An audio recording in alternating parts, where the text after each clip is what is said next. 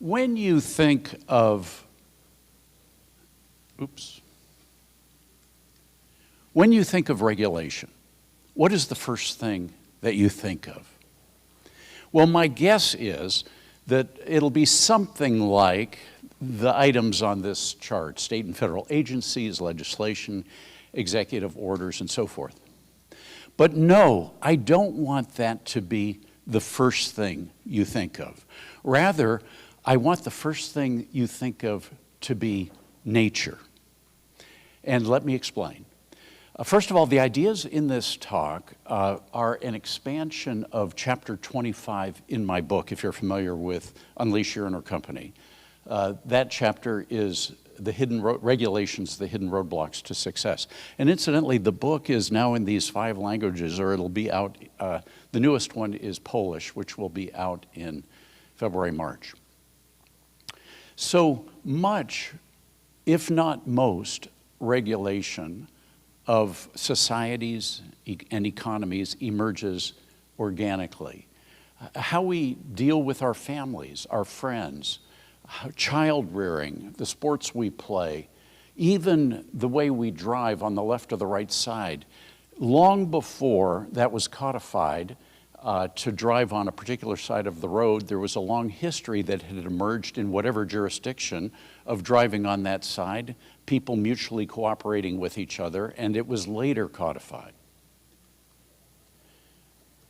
Where does this organic regulation come from? Well, from cooperation, often implicit, people avoiding conflict, seeking mutual benefit, or by copying other people.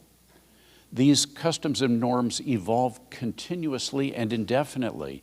In recent years, for example, we've seen texting reducing the frequency of phone calls, or the pill increasing public acceptance of non-marital sex. No one legislated these from the top down, rather they emerged from the bottom up thanks to changes in culture, economics, technology. This organic regulation is inescapable. No matter what top-down constraints you might put on it. For example, even in the most totalitarian states, we still see forbidden languages being used, human languages, and underground and black markets arising. As with customs, property rights and trade and markets also emerge spontaneously, as Professor Vernon Smith has shown in his economic experiments. I had the privilege of participating in one of those experiments where there were a bunch of tables in a room like this. Each of us was a different company. Each of us had a screen where we could make one product or another product. At first, people started stealing from each other's tables. All of this was displayed on a big screen at the front of the auditorium. And then at some point you realize, hey, we can all make more money if we trade rather than steal. So even without a top-down government, property rights and free trade can emerge. Also emergent is common law. What do I mean by that?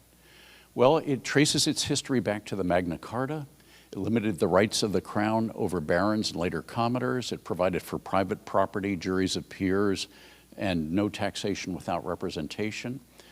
It's open-ended and solutions-oriented. It does not try to anticipate all the problems that might arise in the future as a statute or a regulation might.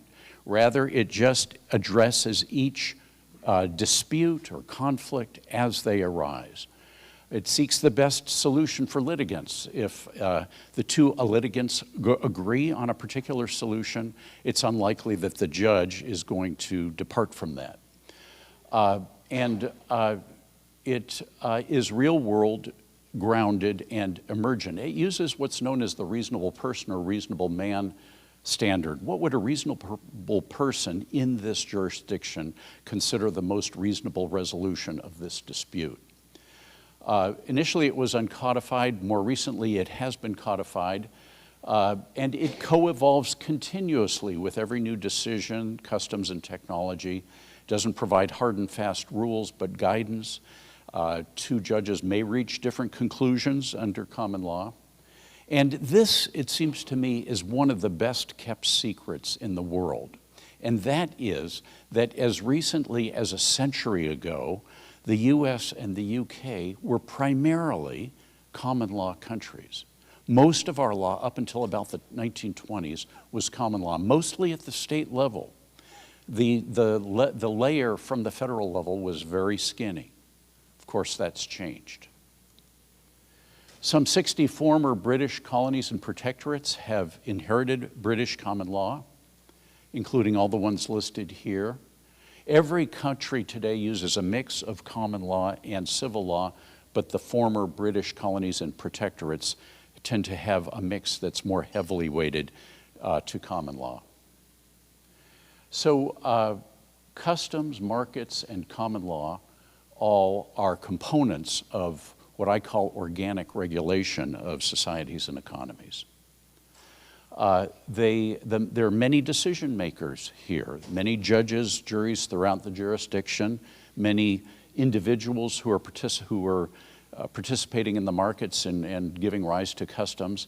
That makes the system more robust and harder to corrupt overall. In short, societies and economies are complex adaptive systems like rainforests, like coral reefs, or like the human brain. What does that mean? Order arises bottom up from the interactions of lots of agents, not by top-down design. Such systems are dynamic, never at equilibrium, and they're unpredictable because of nonlinearities and chaotic elements. I like to say that a year before Google was founded, no one could have predicted the huge impact that Google would have on the software industry or on our economy. And it's adaptive in the sense that these systems all adjust to external forces and shocks and imposed constraints. Now, in contrast to common law, the countries that are former colonies of these, including these countries, have primarily inherited civil law traditions. What is civil law? Statutes, regulations, executive orders. Civil law is imposed rather than emergent by legislatures, parliaments, agencies, federal agencies, presidents or dictators. It originated with Roman emperors and legislators. It advanced hugely in the early 19th century with the Napoleonic Code, who spread it throughout Europe. That brought consistency and clarity to the law, but it disempowered judges, and it helped Napoleon consolidate power. It's said to be policy implementing rather than dispute resolving, like common law. And it is the legal regime of choice for politicians and despots worldwide. Now, civil law lies on top of organic regulations. So here are the organic regulations, and here we see the statutes, regulatory agency promulgations, and executive orders on top. Civil laws tend to accumulate rather than evolve. They do evolve, but not smoothly and continuously, but rather at irregular intervals through amendments, negotiation, and horse trading by legislators. And because there is a central decision-making body, either a Congress or a parliament or an executive, there's a single point of failure which makes it vulnerable to corruption. Now, are there any benefits to statutes, civil law, and imposed regulations? In this audience, I might guess that some people would say none at all. Nonetheless, what are generally considered to be the benefits of civil law? Well, predictability, at least in the short term. As I mentioned, two different judges can reach two different conclusions. If the law is codified, it's black and white what the resolution of a dispute is. It's more efficient because you're avoiding many trials. Where property right boundaries are intangible, like noise, water, air, climate, space, statutes can address these. And it provides uniformity across jurisdictions. Good news is that common law has long informed civil law.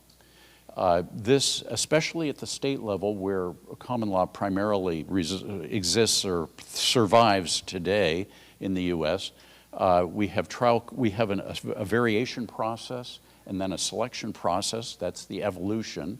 And those decisions inform legislation, which gives rise to statutes and regulations. This is good because codifying common law has generally restrained civil law from overreaching. Up until the 1920s, legislators may have codified what had emerged, but they didn't go beyond that. That's changed. Civil law has, however, public choice concerns, issues other than public welfare that drive the legislation. Laws provide benefits to selected groups to get officials reelected. There's cronyism. They are used to generate revenue, and they insulate bureaucracies from risk. There are many human impulses to create and impose civil laws, which you're well aware of. It shows that we're taking action and demonstrating power. It gives us a sense of accomplishment if we've written a law. It also lets us signal virtue, silence opponents and those who are supporting it on either side.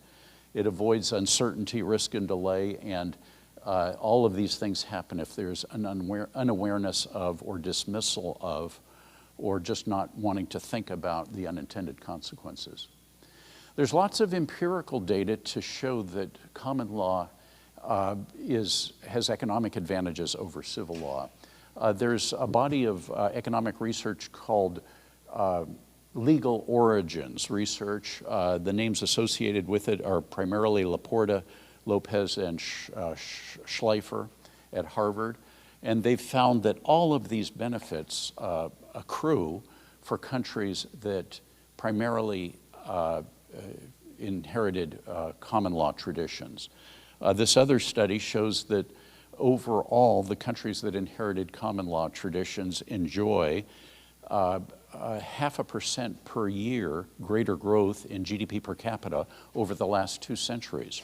If you look at North America versus South America, the GDP per capita here in 2016 in North America was about 37,000. In South America was about 8,500. That's a difference of about 4.4. Of course, North America has, at least Canada and the United States, have primarily inherited common law traditions. South America, from Portugal and Spain, have primarily inherited civil law traditions. And if you take that 0.5% per year, or slightly greater than that, and raise that to the 250th power for the last 2.5 centuries, well, you get about that same factor. Economic stagnation and greater use of civil law reinforce each other, as we've seen in Europe and recently and elsewhere. How has U.S. civil law supplanted common law? Well, it started out simply by informing statutes that provided certainty, timeliness, and control. That was a good thing. But then we have these public choice concerns that I mentioned. In the early 20th century, the pie looked like this, with most of the input to law coming from courts and cases. Indeed, here's a quote from one academician who says, England had legislation since the Middle Ages, but before the 20th century used it sparingly and reluctantly, legislation as opposed to common law.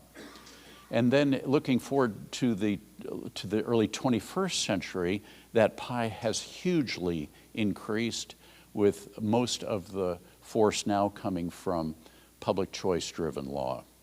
As legislation, especially federal, has imposed on many more private matters, and as regulatory and criminal enforcement has grown. Sadly, there is no advocacy nor constituency for common law. It is truly a tragedy of the commons. In the words of Hayek, we are deselecting for common law. Now, I want to switch gears here and talk briefly about the exploration model used throughout the social sciences, and then relate it back to this question of law.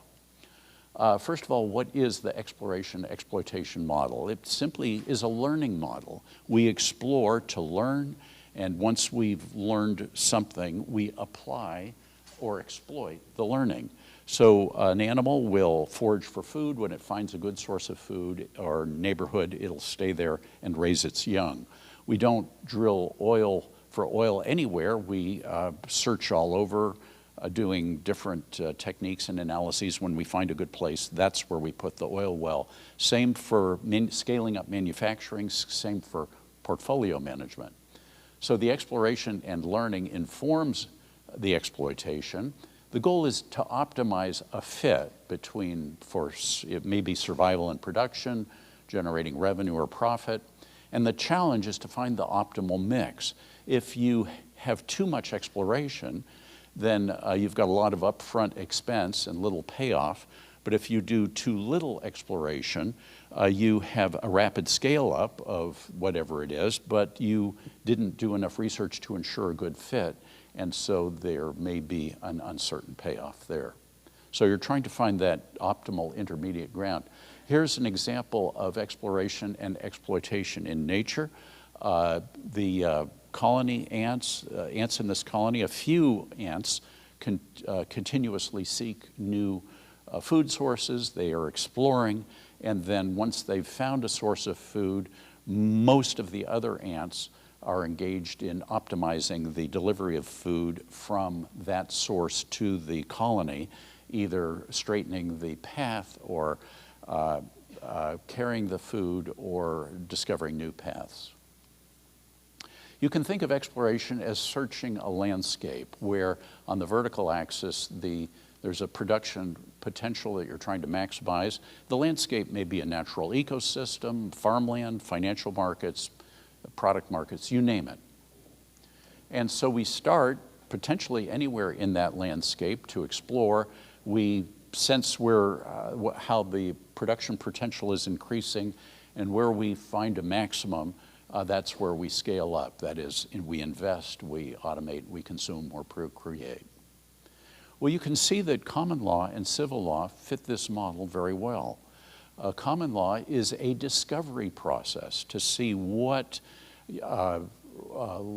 resolution of disputes best fits the customs and understanding of the people throughout the jurisdiction. There's a variation in selection that gives rise to evolution, and those evolved decisions inform legislation. So that's a good thing. Now, what does the model tell us? Well, it tells us several things. First, if the landscape is smooth or stable, you need less exploration. If it's more dynamic, you need more exploration. And that aligns with this quote from a legal scholar who said, when an environment is sufficiently homogeneous and static, statute law is superior, but when it's heterogeneous and dynamic, case law is superior. And I'm going to come back to this dynamic. It also says that for greater noise and uncertainty, a broader territorial expanse, longer potential payoffs, as you can imagine, we have to do more exploration before we make the investment of scaling up or fix things and scale up. And similarly, if the landscape is changing continuously, then we need continuous exploration. We can't stop exploring at some point if that landscape is continuing to. Now, there's lots of evidence to show that the US and world economies are growing more rapidly, becoming more uncertain, changing more rapidly. I'll give you 5 different data points to support that. First of all, Deirdre McCloskey's Great Enrichment, which shows this hockey stick curve for GDP per capita. You can see how hugely and rapidly that's changing right now. Second, the wave of innovation, these waves, each one is becoming narrower and narrower and faster. 3, the years until new inventions are adopted by a quarter of the population. You see how this is an inverse axis on the vertical, so higher is fewer years. And the average span of publicly listed companies is declining. And the average lifetime of a corporate strategy, according to Boston Consulting Group, is also declining. The companies are shifting more rapidly from quadrant to quadrant. Okay, so what are all the conclusions from this? First, the more dynamic the economy and the society, the harder it is to predict, and the more common law is needed for both law to directly reflect and track evolving norms and innovation and to inform civil law. As the rate of technological innovation and societal change rises, our mix should be shifting to greater discovery, but just the opposite is happening. Many forces, as we've seen, are driving the shift from common law to civil law. What should be the primary countervailing force? Intellectual humility, it seems to me. We can't predict. We can't know what's going to happen. Let's wait and see. Let's get a body of real-world experience in the courts of law, and after we have substantial evidence of one or another, do that. Greater use of civil law and slower economic growth reinforce each other in a negative loop. Whenever the impulse to create a new law or regulation arises, suggest instead, let's first give courts of law a chance to determine, discover the best real-world resolution so that we're not shooting in the dark. And finally, let's constantly remind and re-educate leaders, scholars, everyone, that on common law's essential role in keeping law vital and current with our ever-evolving society, economy, and technologies. Okay, thank you.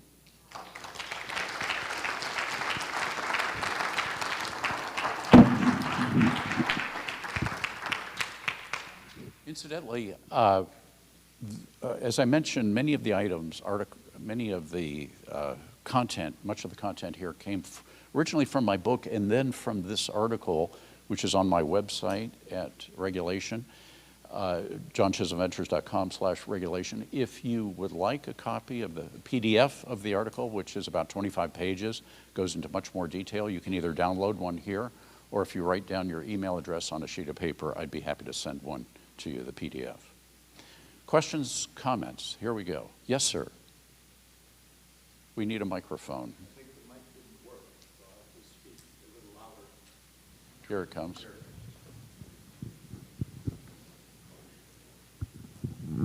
First of all, I'd just like to thank you for the most information-dense speech of the weekend. Oh, thank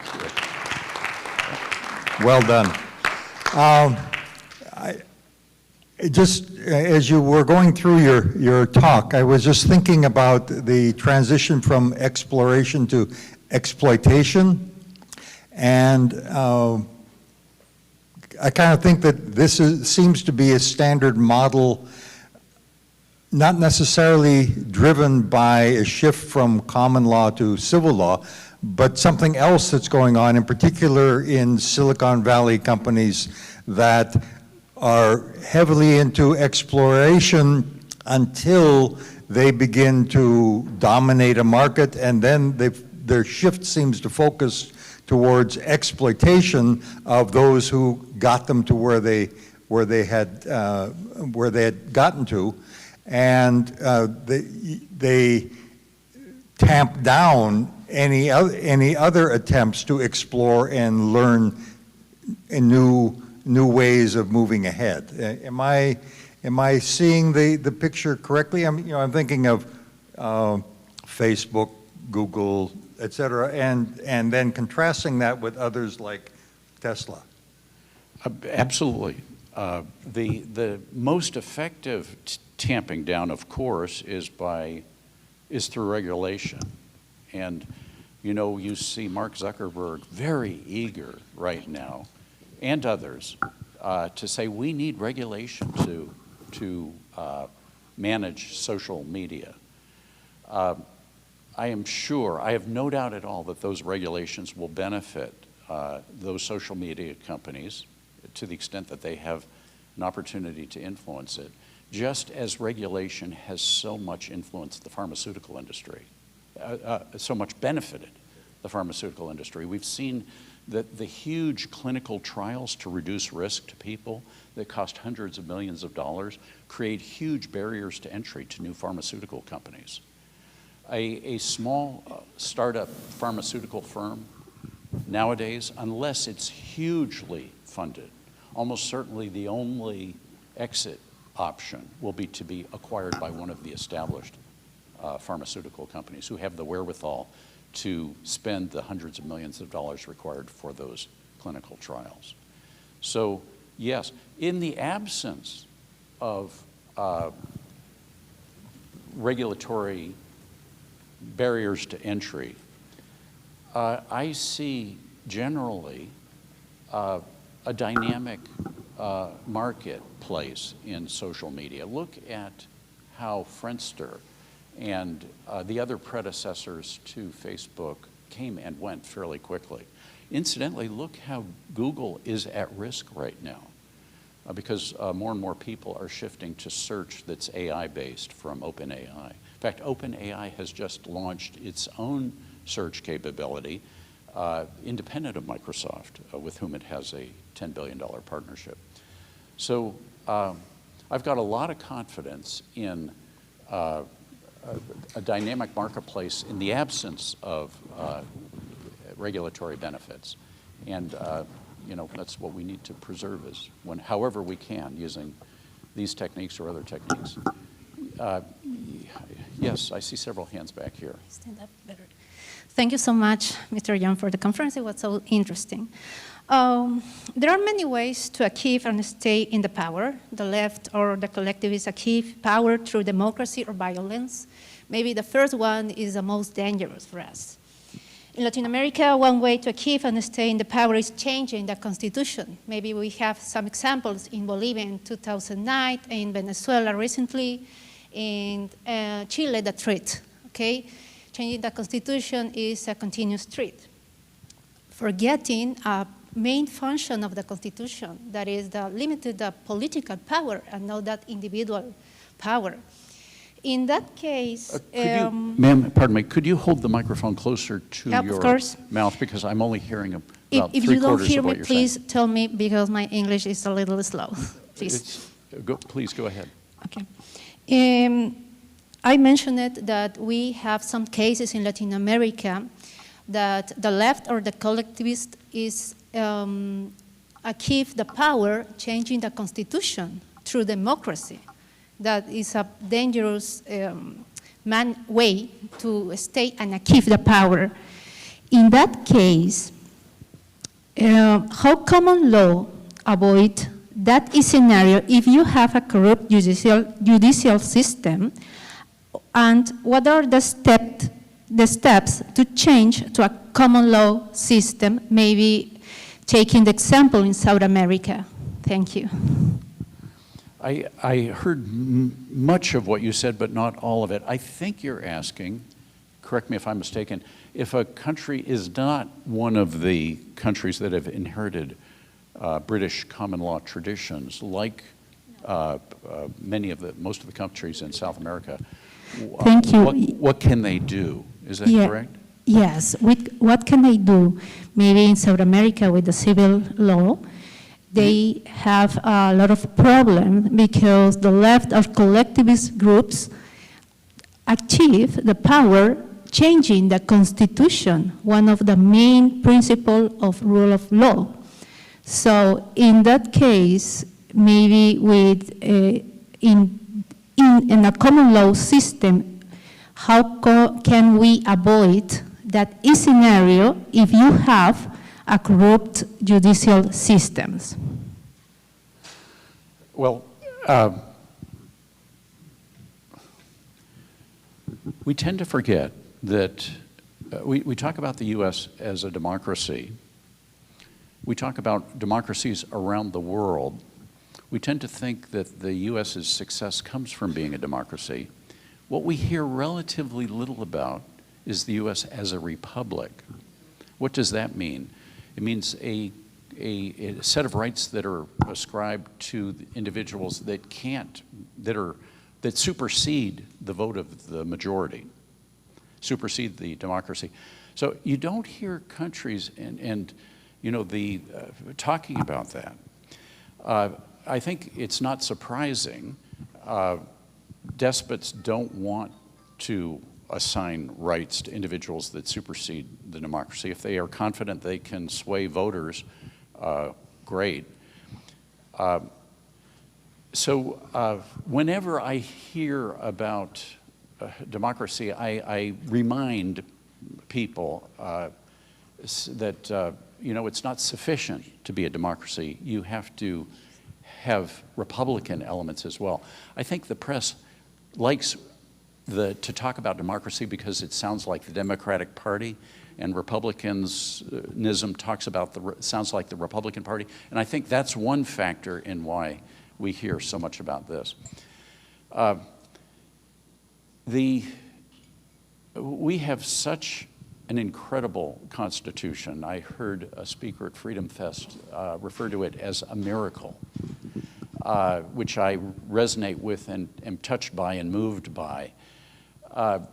Conciseness is important, and so many of these South American countries have constitutions that are hundreds of pages, dozens or hundreds of pages. Well, there's a lot more I could say about that. I'd be happy to chat with you about it afterwards, if at greater length, if you'd like. Anyone else? Yes, Dan. Or, I'm sorry, over here. What do you think of the idea of just abolishing all statutes and all civil laws so that only common law is left? And we could also then redefine the role of the legislatures so that they no longer pass statutes, but that their only function is to keep an eye on the executive and make sure the executive doesn't overstep its bounds. I was sure that someone in this audience would like that idea. There are some benefits to statutes. The certainty, but there are also huge risks associated with it. For the first, up until the early 20th century, the U.S. did a pretty good job, it seems to me, of balancing those. The big problem, and I'm not sure this point adequately came through in my slides, is the federal government, because they are essential, except for a tiny piece of federal law, it's all statutory and regulatory. It's not largely common law based as in state law. And of course, up until the end of the 19th century, it was primarily state law that governed people. All of this, what's the best technique to share these ideas with people, to cut back the size of the federal government? I think these ideas give intellectual ammunition to people who want to cut back the federal government. So that's one of the reasons I talk about them. So those are a few thoughts. Dan, you had a question or comment. Yeah, so in your recommendations or conclusions at the very end, you were talking about, hopefully everybody heard me so far, you were talking about, we need to communicate to, about these ideas, civil versus common law, to scholars, educators, journalists, so on, It seems to me that there is a current phenomenon, and part of it emerges from civil law, to prevent that from happening. That is, the way that the law, civil law in particular, is constraining freedom of expression intentionally. And beyond that, it's like a kind of combination of the powers that be and social media playing on the human tendency towards confirmation bias, giving you more and more reinforcement of somebody's preferred view or the prevailing view. Seems that's a big challenge. Any thoughts about how to countervail that? Restrictions on expression. It is a huge challenge. I'm one of the co-founders of the MIT Free Speech Alliance. I'm sure you remember now, Dan. I hope you are. Incidentally, you don't have to be an MIT alum to join. Anyone can go to mitfreespeech.org add their name to the MIT Free Speech Alliance. And if there's similar alliances at at least a couple of dozen universities around the country. And so that's one small thing. And the Heterodox Academy is another organization. FIRE, the Foundation for Individual Rights and Expression, is trying to combat that tendency. So it's a big problem. It's one that there's awareness of and that people who are particularly passionate about it are trying to do something about it. Thank you, John. Let's give it up, please.